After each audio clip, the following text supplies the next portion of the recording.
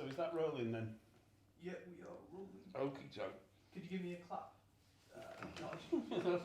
I'm not sure if you deserve one yet. Yeah, I'm not sure about that.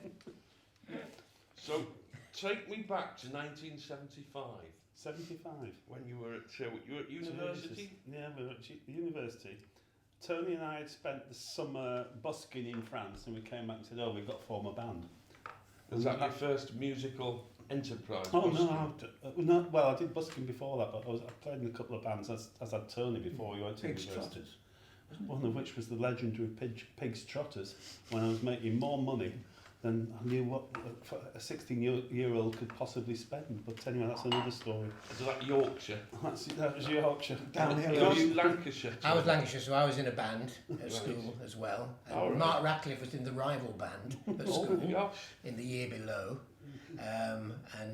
Our band was called Black Cat Bone. So what sort of music? Was were it you a blues band?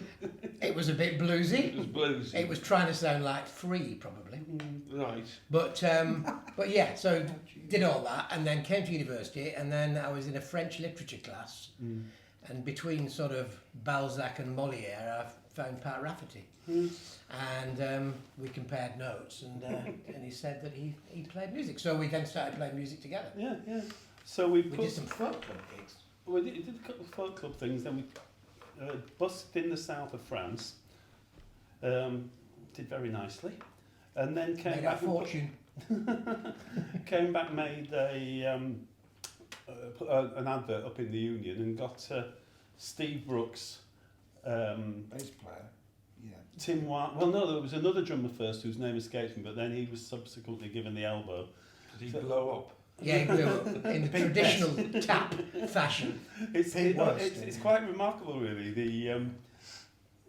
Over the years, I've managed to sack many drummers, but not as many as Archie. I've got to say. Sacking the drummer is something that occurs usually after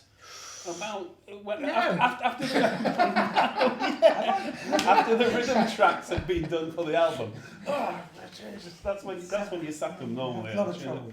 Let's not go There's a drummer Anyway, side. let's move So on from your first gig was, I believe, Fine art. Fine art Christmas party. party at Newcastle Fine Art Department.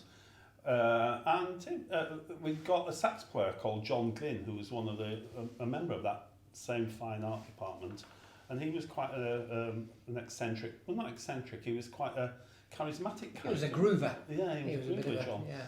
And the gig went down very well, and people were kind of into it. So we set up a residency at Newcastle Labour Club, and we used to go and play down there, I think, Wednesday nights. And we were short of microphones.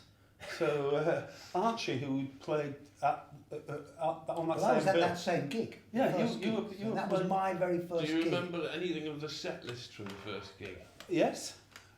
We used to do Holy cow. something you Something got. you got, almost certainly. Yeah, something you got. We did a couple of originals, didn't we? Funky Monkey, Funky Monkey. which people still ask for. Well, Pat Hargreaves still asks for. You used to do. You did Holy Cow. I'm sure. We did Holy Cow. I don't know whether we did it No, that no, early all on, right. but We did. Yeah. Anyway, I mean, there can be. Something you got. We'll be able to find there was something you got. Rescue Me was Rescue probably Me, pretty yeah. early. Yeah. With All right. Fontella Rescue Me. Yeah. Yeah.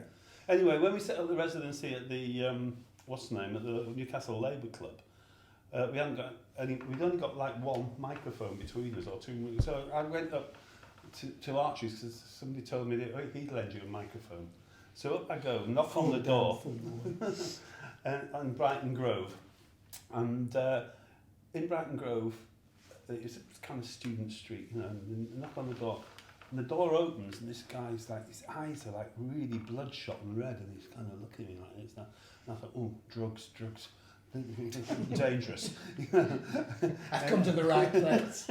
So anyway, he invites me in to his bedroom, which is on the ground floor, and there's a tape recorder on the dressing table and a mic stand or something. And I immediately noticed the hole in the ceiling, because there's a hole in the ceiling, and underneath that same hole was a load of debris lying on the floor. So anyway,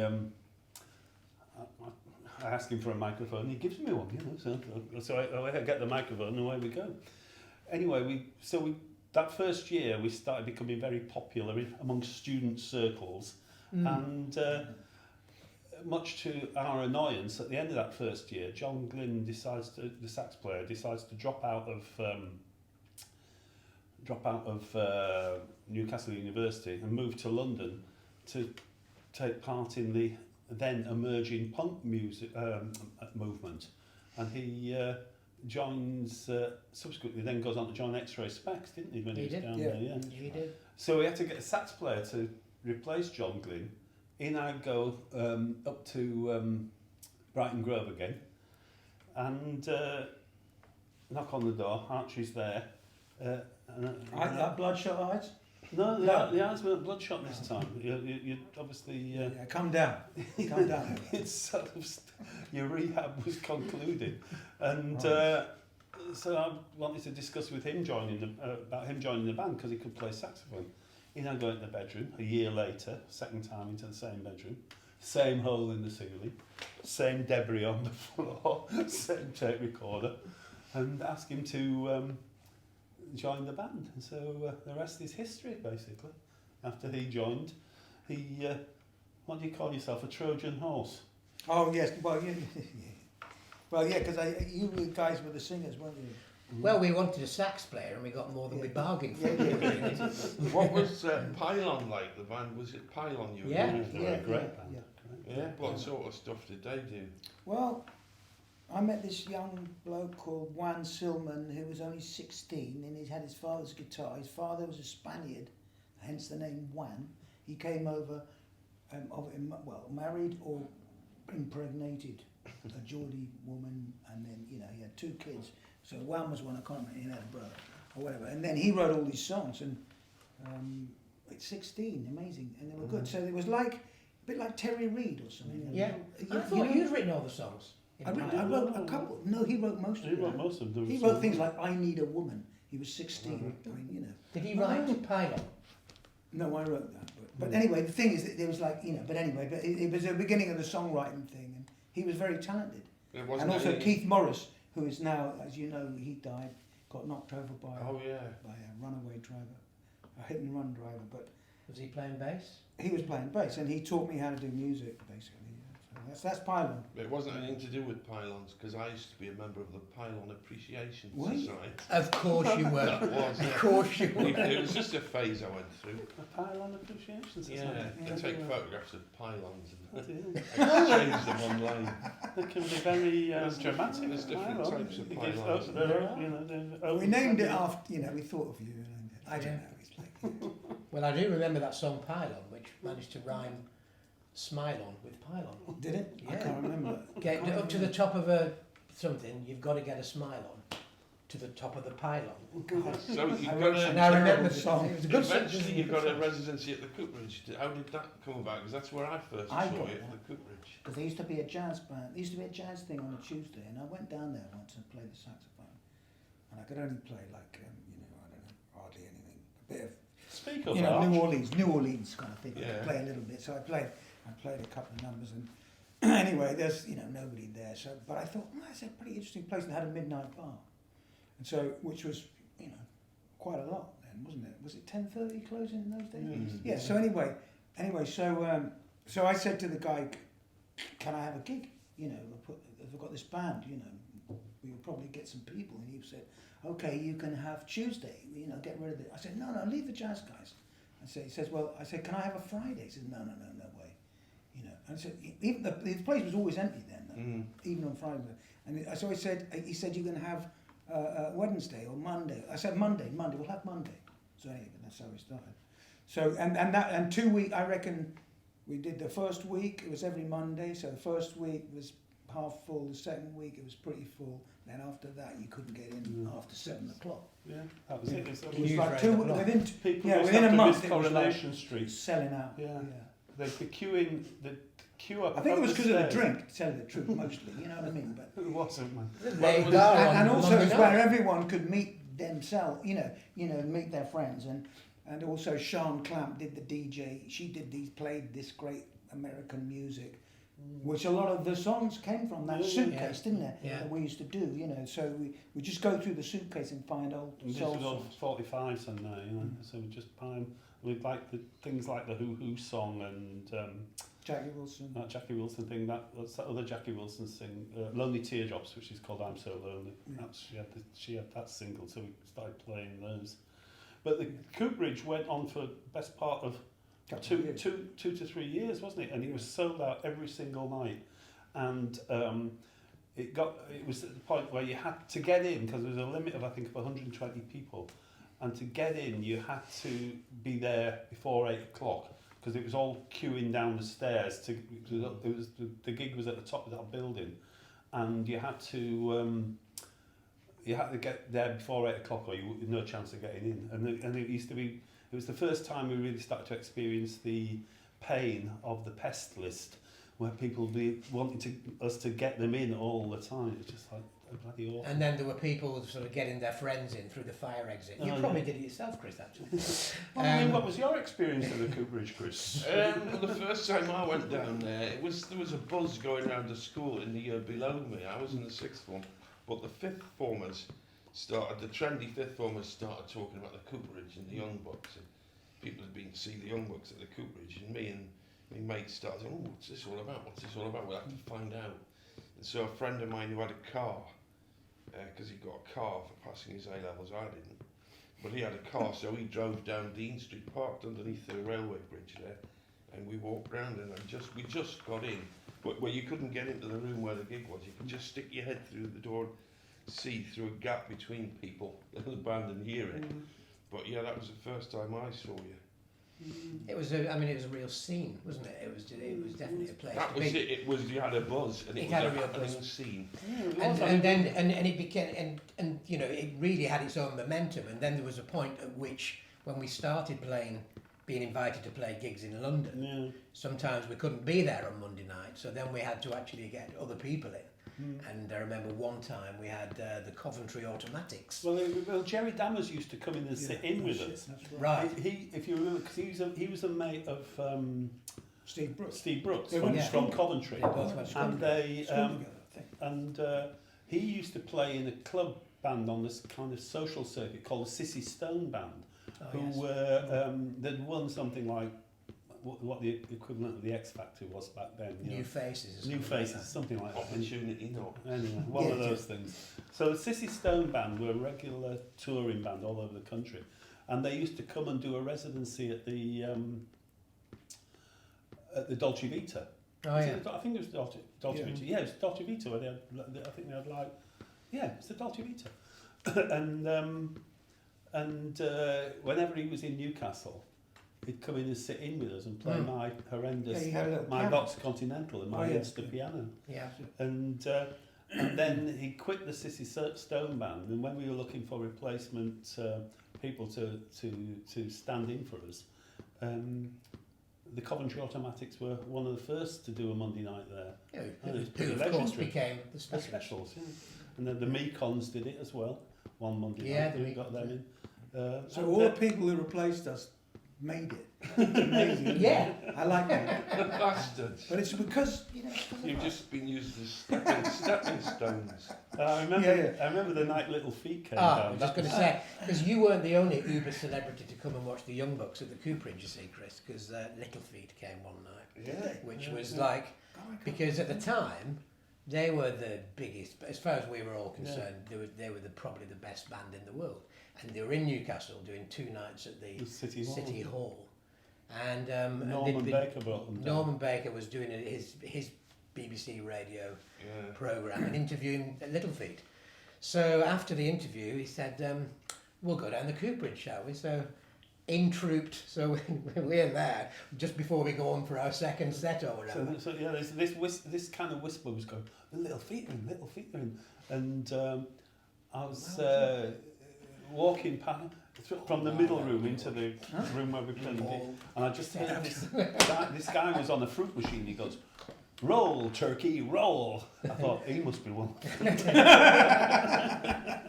Yeah. Yeah, Yeah, no, it was after a so that was pretty amazing. That was good. So apart from the residency, did you tour much? Did you get gigs? How But we were often still did at you get- university for the beginning. Yeah. Up First and year- down the first year we were- motorway. Oh, Up and God, down we the used to motorway. never stop, man. We used to stay at his dad's place halfway to Harrogate on the way to London and Wherever we else. played wherever, Oh, you know, God, yeah. Birmingham and But Well, from no, 1977, we graduated in 77, but I'd say from the beginning of 77, or even end of 76, we started getting more and more gigs outside of Newcastle, and increasingly they were in London, Yeah. and to the point where It was just Were you unfeasible, gonna move really, down? so we had to move down there, basically. We were playing all those, because there was a very big pub scene in London at that time, and the punk thing was kicking off, and it was really lots and lots of live music everywhere, so Yeah. off we go, do the old move to London business, and I looked, I had the diary there, and and then we got picked up by this guy Tom Watkins to be our manager, who was kind of a professional manager, and CBS had been coming to see us quite a few times, and basically made it very clear that they wouldn't sign us unless we got a professional manager. So we signed up with Tom Watkins, who at the time had a couple of bands, one called the Portraits, who we subsequently called the Supportraits, because he always got them to support us wherever we were playing. Grand Hotel. And then they became the Fix. they didn't became the Fix, and had a #1 in America. So everything we touch turns to gold, apart from us. Yeah. And there was he had a band called Grand Hotel, and I think that guy Colin Campsey is still knocking out, turning Professional out the hits, songwriter. isn't he? But it was, he was like the first London, or first music biz sort of person Yeah. that we met, and he came to us really quickly after we moved down to London, and he was a big fat bloke, and he talked as if he was Harvey Goldsmith or Harvey Weinstein or some massive businessman. But then you go round to his office, and it's his mum's 2-bedroom flat in Charlton. Yeah. His mum would make the tea. You know, She would come in with sandwiches Mum! and stuff, and we'd love it because he'd always give us, a bottle of beer and sandwiches, and this was like free. And also, what we liked most about it was this. You used to get, because it's signed Grand Hotel to CBS, hadn't we? So whatever record we wanted that was on CBS, we could get we could Yeah. get them. He said, "Oh, yeah, I'll get you anything you want. Just The whole Bob Dylan catalogue, yeah, please. yeah. Every Bob Dylan album Yeah. you wanted. But it was fantastic, and because there he was in his mum's 2-bedroom flat. But he said, "I'll get you a gig at the Marquee." Pick up the phone and shout down the phone at somebody and say, "Right, lads, you're on 25th of April, Marquee."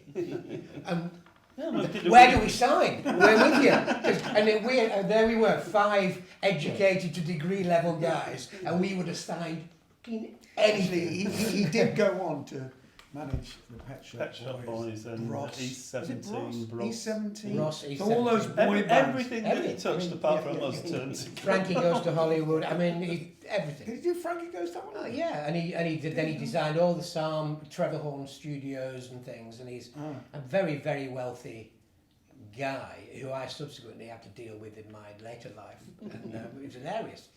Because but it was. well, it was hilarious because he was managing Pet Shop Boys, and it's like, who's our new guy? Who's our new marketing guy? Hi Tom, it's me. And I know you Yeah. because I've been round to your mum's flat. Yeah. So anyway, that went on for about a year, and we were gigging virtually every night of the week, 7 nights a week. Yeah. 30 or 40 weeks on the trot. It was just crazy. It never stopped. Got to the point that first of all, the bass player Steve Brooks had enough, and he jacked and went to become the dragonfly expert at the Natural History Museum, where he remained until I think about last year. Yeah. He's the world-renowned dragonfly expert. There's plenty of dragonflies Even he named made after him. Yeah, even he made it. And then the drummer. In the meantime, we'd sacked Tim Wilder, the first drummer. Then we got Seb Shelton in. Did we sack him or did he? No, I sacked think him. he was. Did you? I sacked him. I can remember it very vividly. It was in the Cooperage after a gig in the Cooperage, and he threw a full pint glass at the wall, smashed through. Oh, I do remember that. Yeah. Yeah. Anyway, that's another story. So then I thought you Seb said it was joined me me. that used to do this, but no, it was you. Oh, I sacked him. And So then then Seb Shelton. Seb Shelton, and then he jacked to join that band. Secret Affair. What are they called? Secret Affair. Secret Affair. So we got Jeff Lincoln in to replace what's the name? Steve Brooks. And then the drummer. What was he called? That drummer that we had who went on to join Status Quo. Did he ever join the Young Bucks, that drummer? Well, I don't think he did. He sort of played. just- He played played a with couple us of in. gigs. He's like a depth, yeah, but Yeah. he played all the My remaining memory. I mean, obviously we've all got. We all have. Everybody has a different truth. gigs. Because my memory is that really, as soon as Seb Shelton said he was off to Secret Affair, that was That, sort of well, the that was end the of it. culmination of it, really. I mean, it was because there's two things. We In got 1979. CBS did offer us a record deal, but it was a singles deal, and we weren't interested in that. And then we wanted to try and get a proper, development deal. And then we got offered a publishing deal, which was because we were all three of us were writing at that point, but Archie wasn't happy with it, so that was the end of it. Really. Quite right. Quite rightly, probably. I can't even remember what was in it. But with Seb leaving, we still had a load of gigs that we were committed to. The last one being the legendary Cirencester Agricultural Agricultural College. College. Where we left all the guitars. Yes. Yeah, where we realised that if you went up to the bar and said, bottle of champagne, Noddy, Slade, they just gave you a bottle of champagne. So you're supporting Slade? You were supporting Slade there, yeah. Yes.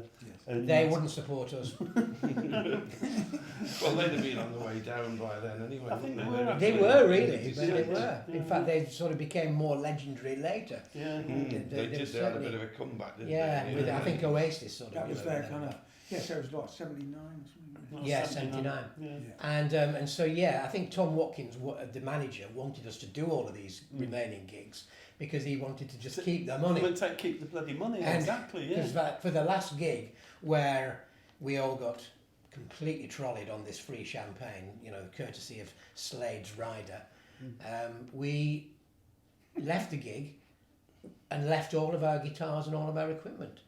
We forgot to take them with us and never saw them again. If you'd done and that- and we didn't get any money for it because the manager took all the money. If you'd done that deliberately, it might have been quite sort of poignant, just leaving the Yes, stuff yes. and Yeah. walking away, but being so pissed you forgot it. We forgot to take our guitars. So we didn't even do that, We right? didn't even do that. But we did get the insurance money. And but we were insured. We got the insurance money. And That's because Pat Amos was a good. Yeah. Yeah. And Still they- kind of our manager, wasn't he? He managed us. Yeah, and so with my insurance money, I bought the guitar that I still play to this day, which is a beautiful thing. So actually, every cloud has a silver lining. But that was it then. It was like the biggest hangover in the world. The No, band was so- finished. So we split then, didn't we, and went our separate ways. And I came up here and joined the Chart Commandos. That went on for 2 or 3 years and did bits and bobs. Tony had a band called, what's it called? Savoys. The Savoys with Paul Martinez. Paul Martinez. And Pick Withers was the drummer, wasn't he? Pick Withers from Dire Straits was the drummer. He was an all-star band. Yeah. And me. And then Archie Somehow. went off and formed a band called The Upset. Because Winthrop, Winthrop told me, said, Winthrop was the other sax player that we had by this time. Said, oh yeah, Archie's got this band together. A bloke came up to me the other day and said, have you heard of Archie Brown's Upset? I said to him, he wasn't too happy the last time I saw him. I suppose you've heard that Hey, one before, Arch. Yeah. Anyway, So you've got to do Dave's posh voice. So- I saw one of your bands at the student union, the university, the bit at the bottom, level 2, whatever they called it. I think you were supporting Roddy Radiator. no, that was the Bureau. That was the Bureau. Yeah, because what happened I was... saw them at the Mayfair, but yeah. What happened That was... was the Bureau. what the happened... Bureau at Pretty level damn 2. sure. Yeah. Yeah. Yeah. The Mardettes, wasn't it? Yes, that's right. Mm. Well, I can remember that gig very vividly because that was that you came and I was giving people accordion lessons by this time to try and make ends meet, and that was it. After the I was gig, staying at your I place. stayed at my place in Grenville Terrace, that council flat I used to have down by the I'm river. lying on the floor. And Some young girl absolutely comes in. mortal again. And there's a knock on the door at 9:30 that morning. Oh God, I've got an accordion lesson. And this woman sort of, I come down in the dressing room and said, oh, really, really sorry, just come through, I won't be very long. Walk into the living room and it's just like a bomb site with Archie lying across the floor and beer cans everywhere. Bottles of wine. And the Empty. of and course. she sort of looked at me and looked at him and said, I think I'd better come back later. which was her excuse to leave, and she, needless to say, she never came back again. But so actually toured the upset toured supporting Dexys, Yeah. didn't they? And That's how I met the Bureau. That's because the Bureau were the guys out of Dexys who left when they split, and then that was it the an incestuous Gino one. version of Dexys, and Dexys were obviously very big news, number one at the time with Gino, and the upset were the support band on the national tour. At the end of that tour, the band members, the Dexys guys, and Kevin Rowland weren't seeing eye to eye, so they jacked and got Archie to front their new enterprise, The Bureau, which was a great band, really great band. And so you then toured America, didn't you? And Yeah, we were managed by someone who took, that's really what happened to me in a way. Got 75,000 quid from CBS, which was a fantastic amount of money, but it was for 2 albums, right? And then Was he it just- Bernie he Rhodes? just- yeah, well, no, it was Dave Cork. Oh, Dave Cork. Dave Cork. And Dave Cork, then he just spent all the money. And, all these fictitious kind of invoices he had. And basically, so we were starving. And we had, but we'd sort of, but you only get one real big chance, and that was it. And of course, he just used it to buy cocaine or something, I don't know. But, and we all ended up getting done by the VAT people for 16 grand each, and we hadn't even. I think the most we'd ever had was maybe 2. You know what I mean? Out of the whole thing. So we were completely and utterly shafted. Well, I met this accountant afterwards, to try and sort this VAT thing out, and this old Jewish guy in Soho, and he just went. He said, have you heard of buggery? And I said, well, yes. He said, well, I went to public school. Yeah, stop it. I said, well, you've experienced it, but without the Vaseline. And it was like, he just, that's what he said to me. I mean, he was quite a funny guy. But anyway, so yes, that was what happened to the Bureau. So then the a Bureau's- total disaster. The Total Bureau's- bloody, and it was a great band, but, I remember seeing you at the venue in London, which is a great Richard Branson owned place, and the place was buzzing. It was packed out. And then Seb Shelton joined Dexys, and he. well, as I was going to the Bureau, he went to Dexys. I mean, because he was managing me. It's that incestuous, the whole thing. So we were on tour, and he was managing, right? Then The upset. 3 or 4 months later, that thing happened.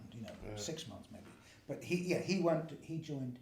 He said to me, "I can't manage you anymore. I'm joining Dexys." I've got to buy some. You know what I mean? And then I went and joined the Bureau. It was like that's how. So for you, any crazy Well, Dexys, there's plenty of Dexys fans out there. And then you had subsequent band that was The the flag flag with- thing after. Oh that. yeah, with Dave Kent. So that was Secret Affair. He was from Secret Affair, which Seb had played in.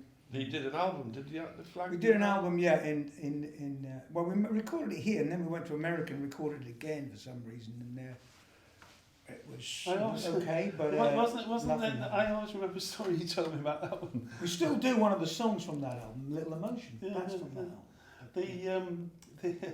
Where was it? Scotty Records or something? Was it? Was Yeah, it called Scotty Brothers. Scotty Brothers, yeah. And I remember you told me this story. American Italian. Yeah, and He had a Need you picture, say more? Mr. Scotty. He has this big picture Oh, above. you He had a tell- big you- picture you- above the you desk. tell the story. Right, he has a big picture above the desk of a leopard. Or yeah, it was a leopard, I think, or a panther or some kind of huge cat, which was their symbol. Okay, just murdering this antelope. And he says to me, "Hey Archie, what would you rather be, the leopard or the antelope?" And I said to him, "Well, I think I'd rather be the guy taking the picture." And he just looked at me, and you knew that was it. You said the wrong thing. You know what I mean? It was like, yeah, they had the Eye of the Tiger, so it would have been the tiger. Or something. It would have been a tiger. Tiger. That's what it was. The Eye of the Tiger was the only hit record I think Scotty Brothers ever had. Oh, right. Yeah, so that was my So that went down the pan as well. That went down. Did you get back together eventually in the 80s at a wedding? Yeah, that's right. Yeah, it was So it was about 1984, something like that. and so in that time, so we'd stopped playing together Wasn't it 5 years Barbara before. Backhouse. It was Backhouse. Barbara and Chris's wedding, Mhm. and so it'd been 5 years since we played. But it's amazing actually when you look at the things you do in 5 years at this age, and the things we did in 5 years It seemed those years days. and years. but it Because wasn't. you'd been in about 10 bands, Yeah. you'd eventually got, forged and started to build your career as a small an town ambulance lawyer. chase. And I was on my 4th record label Mm. by that time. And then we met at this wedding and said, why don't we try and, work on a few songs? And it was, and I had a flat in London. And I had a Porter studio, which was a little sort of thing that had a cassette that you could do, like a little recording studio thing. And then we spent many a happy hour just working on Archie's songs.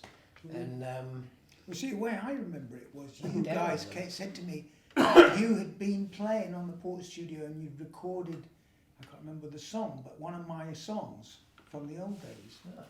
Oh, I think so. Yeah, no, this is the way I remember it. And so you said, come round and sing it. So I came round and there was this accordion and the electric guitar and the thing, and I sang it. And it sounded really, really good. And I was with Fran, yeah, that's the first time I met Fran. Yeah. Who's, it's obviously Well, that's not how I remember it, but anyway, and she was going, I said, what's that sound like? Does that sound good? She said, yeah, that sounds really good. And I said, oh, right, okay. And anyway, then we started doing more, but I'm sure that it'll come back to me by the end of this interview, yeah. what that song was. But, So we had we got in touch with Jeff Lincoln. No, well, we thought we'd do a live gig, didn't we? That's right. Yeah. Yeah. And so we got Jeff Lincoln, the old bass player, back in. Once again, another drummer, and we did the rehearsal with the drummer. Scott's guy. And Had at to the sack end, him. at the end of the rehearsal, Jeff Lincoln says, I can't be playing with that fella. He's Yeah, no that's good right, to it was me. Jeff. He's Jeff no said- good to me. I know a great guy. I'll get him. I said, well, what, don't we need to rehearse before the gig? Nah, you don't need to rehearse. He's great. And so, Sure enough. so we sacked He was the right. sacked the drummer again, and turned up at that somewhere on Upper Street, wasn't it? And met Royal Mail. what was it? Was it the Royal Mail? Yeah, the Royal Yes. Mail. That's Yeah. it. The Royal Mail on Upper Street, and up turns Cookie, Tony Cook, who's magnificent and continues to be magnificent till this day. And Jeff, our bass player, who managed to survive that transition without being fired, he played in a band with Tony Cook and Stock and Aitken Yeah. before they met Waterman. So, So they were like a 4-piece band. yeah. The more people who hadn't made it joined the band and never made it. So it was perfect. Yeah, You know, you really love it. It's like, yeah. it's like the theme. You can feel the theme. Can you feel the theme? Yeah. So we started playing a few live gigs and just occasionally meeting up and doing stuff. And in fact, we played up here as well. Didn't we? Played a couple of gigs with the Miners Benefit. And we Oh did- yeah. So yes. So That's another great one. another theme here is that we had this miners' benefit gig at the Riverside. Riverside, that great gig. The only problem is it was the same day as Live Aid, but we said that won't be a problem. It'll be all right, because that's just a load of shit. That. We're doing a miners' benefit. Actually, it was good. I mean, it's so And bad it was, that- as Rafty said, it was much better than Live Aid. obviously. it did pale a bit into insignificance compared to that, but it was sold out. I mean, the Riverside was sold out for that gig. Yes. So we did a couple of live gigs here and there, and did this and that. And then Archie was busking in London, and at bottom of a The Holborn. in Holborn escalator, and well, you tell the story because I wasn't there. was Lenny Hoffman, who was about 19, his girl, and she's come to meet Gilbert and George, the famous artists. Oh, yeah. Okay, and she was an art student and everything. So she's going up and down the escalator, goes up and down, she and I'm going, that's the £12 I got off of her. And then, anyway, eventually she stops, has a chat, anyway, ends up books us a gig in Nuremberg. Well, she put a little tour together. Yeah. She's put a tour together in Germany, and We went but places. Tony couldn't make that because his career was starting to take off. And Was this after we'd made the album, Bring Me the Head of Jerry? It Jerry was. Garcia? it was, yeah. Oh, It sorry, was. yeah. Because we So- made the original album, Bring Yeah. Me the Head of Jerry Garcia, which was financed by a guy from Boston who just Who's loved now the band. died, Sadly actually, just died. died. Last year. Yeah. Big Jim, as we called him. He was a Jim larger-than-life character, Jim Robbins, and he financed the album, which we recorded down at the. A place called the Elephant Studio, The Elephant which is Studios. in Wapping. And we were on the kind of downtime. We were recording in the evenings there, and during the day, Sodomy and the Lash. the Pogues were doing Rum Sodomy and the Sodomy Lash. and the Lash. So once we'd get in there, there'd be all the Pogues gear lying about. So Then we'd have to sweep all the blood and All the vomit from the toilet. vomit and then- stuff. Stop.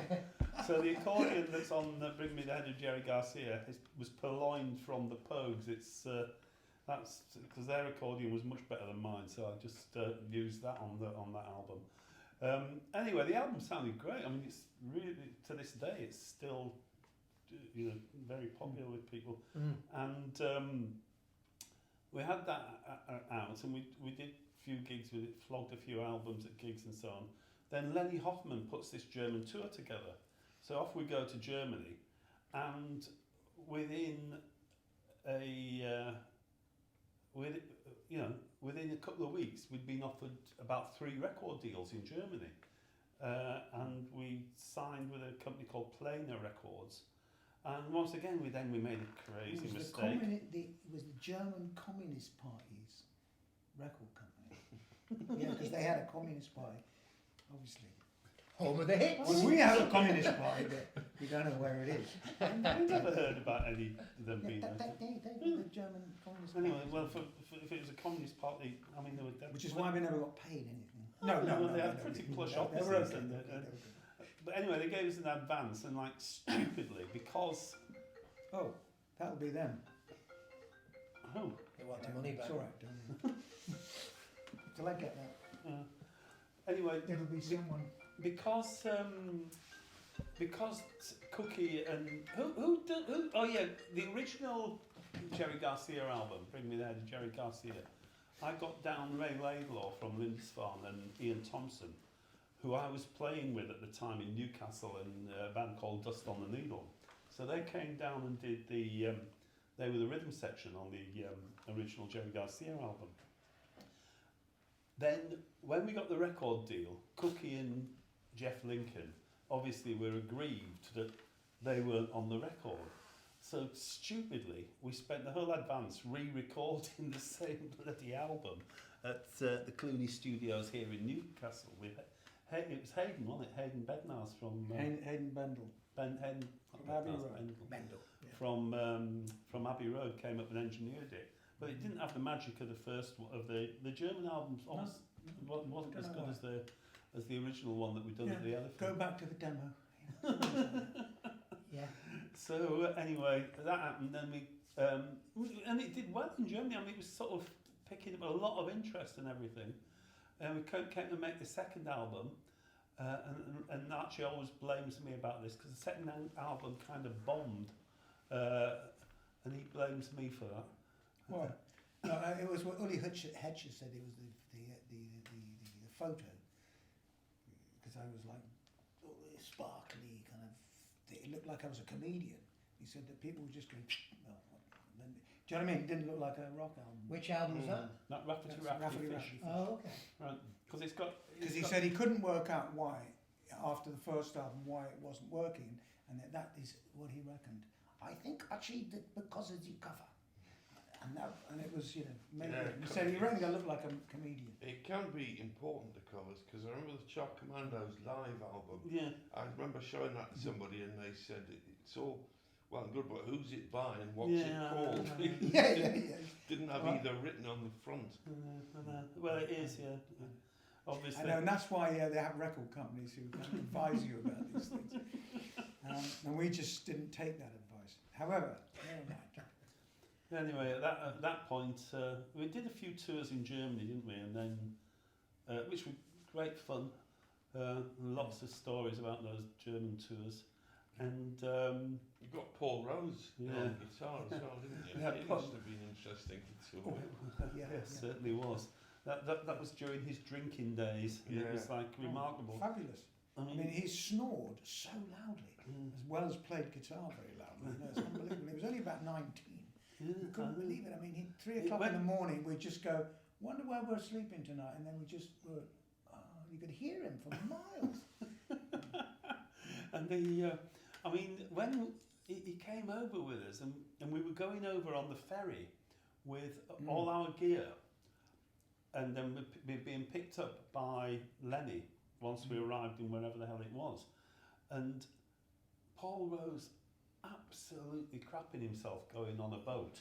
Oh, You yeah. know, he was like sort of, he was getting more and more nervous about going on the water, you know. He just ended up getting absolutely mortal and disappeared. And we didn't know where he was.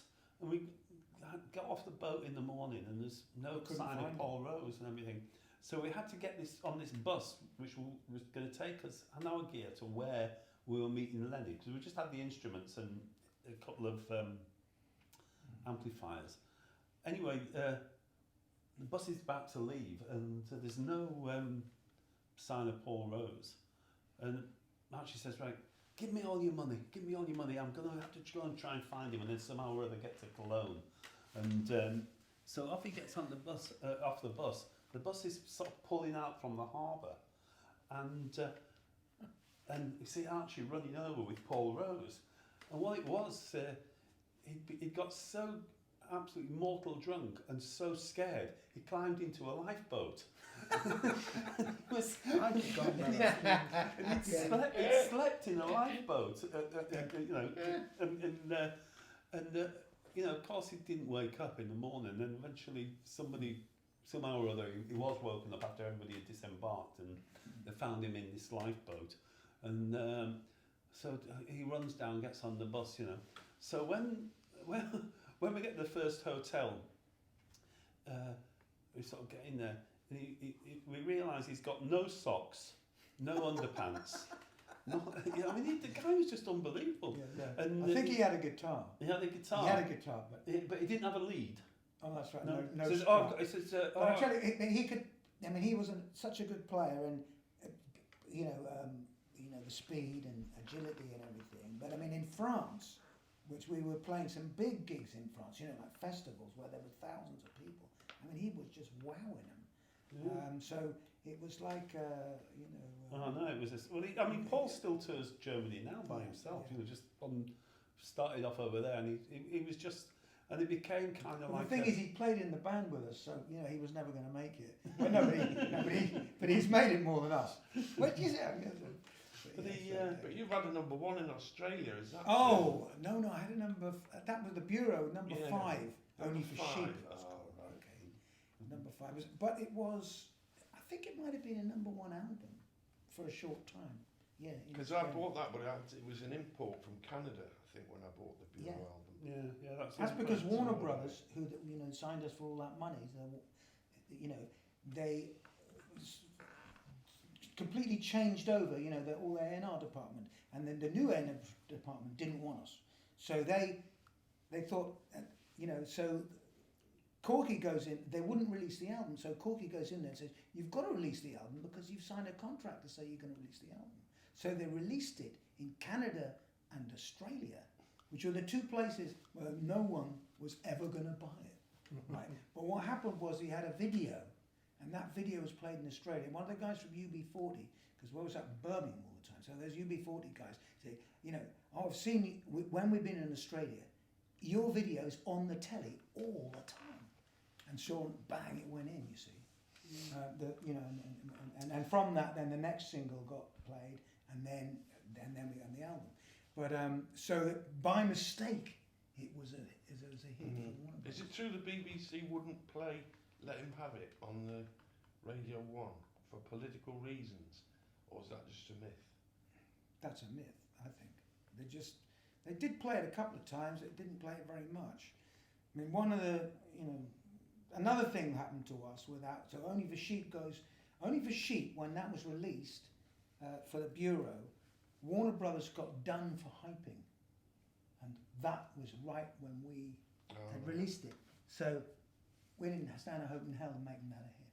Because of course that's how, I don't know, you're a record company person, but I know that record companies make hits. They do. They kind of make them happen. Yeah, that's what they're there for. And it's all, I don't know quite how, but it's something like that. They make hits, but they also are very And so good because they've been done at, for but also it, very it's good at like, making stop. sure that things aren't hits as well. Yeah. I was perhaps. given £10 once and told to go and buy 10 copies of Hawaii 5-0. Yes.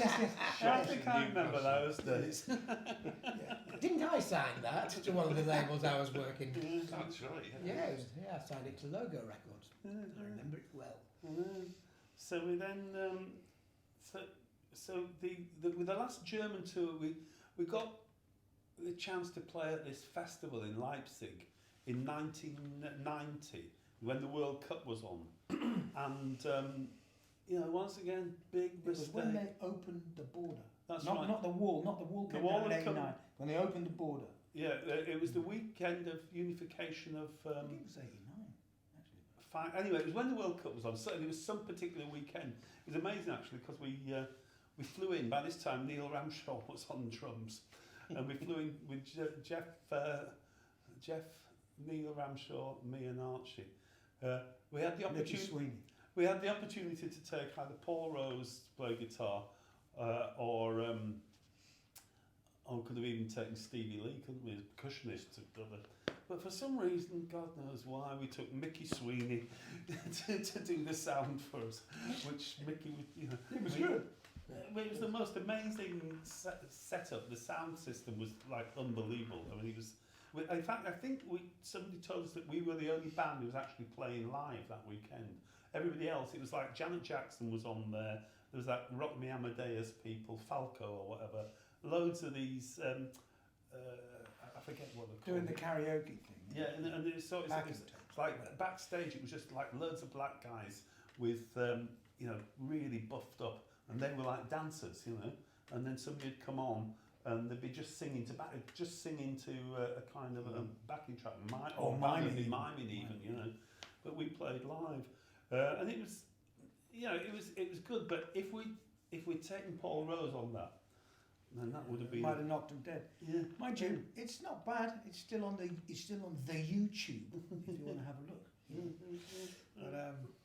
No, that was good. Anyway. Anyway, after that, then we stopped this kind of because you then moved up to Newcastle. We bought the studio, didn't we? Mm-hmm. And throughout the 90s, we were kind of just very popular up here, but we weren't really interested in moving beyond anything beyond that really, and just playing, a weekend rock and roll band. Well, we made 10 albums or something, which I'm not sure why we've made so many. But anyway, the thing is that, so there's a few aficionados. It's just a habit, I suppose. You can't get out of. Terrible habit. That's it. There's sort of like, it's a kind of creative urge. Well, you'll understand that, Chris.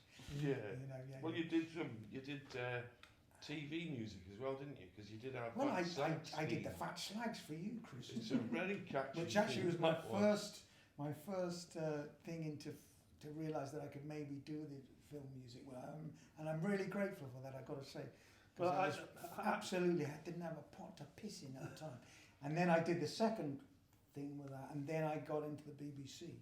So yeah, I did all right with that. Yeah, it was the best thing about the Fat Slags videos anyway, the music. Storylines weren't much to talk about. I remember going into a bar. I came back from. No, it was in London. I was going down to London from work. And I'm going to this bar, and I just heard this thing going.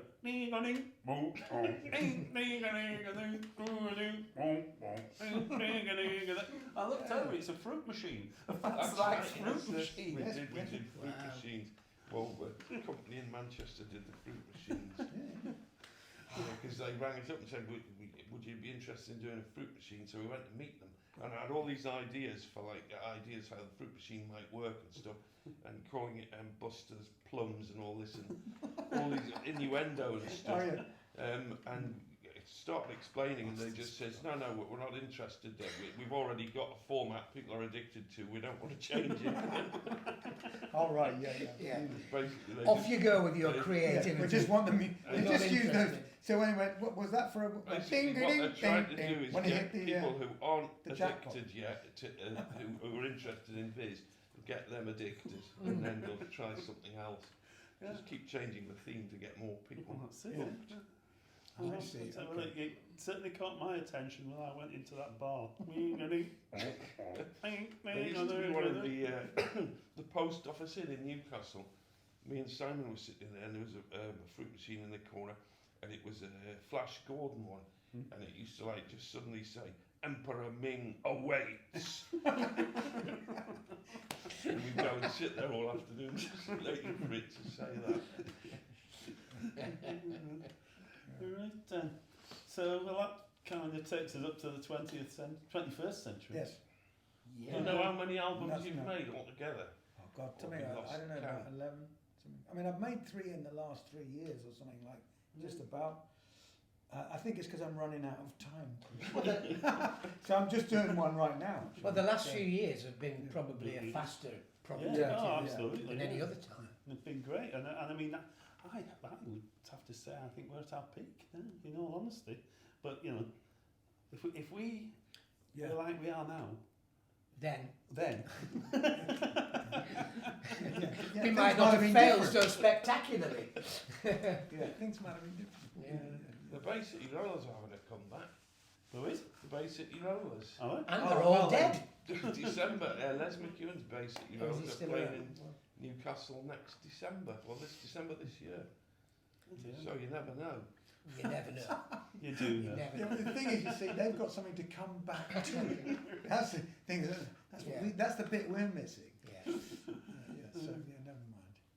But no, I mean the last few years have been great because he's writing amazing songs, and it's just and there's a sort of I don't know after years of of failure together, I feel we all it's nothing to do with that because it's just all about the songs. It's just Well, all what- about what- serving the songs and making them. Absolutely. What happened? And there's an was- understanding between us. I mean, someone said to me once, "Why are you still playing? I mean, why are you still doing it? I mean, what's the point?" And I said, "It's because I really, really like it. I mean, it's yeah, but that's not a reason." I said, "What do you mean?" I said, "Of course it is."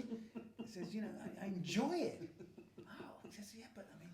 Well, what happened is through sort of the noughties or whatever they're called, the first part of the 21st century, we were becoming really, it just stagnated. We're not going to get to the next one.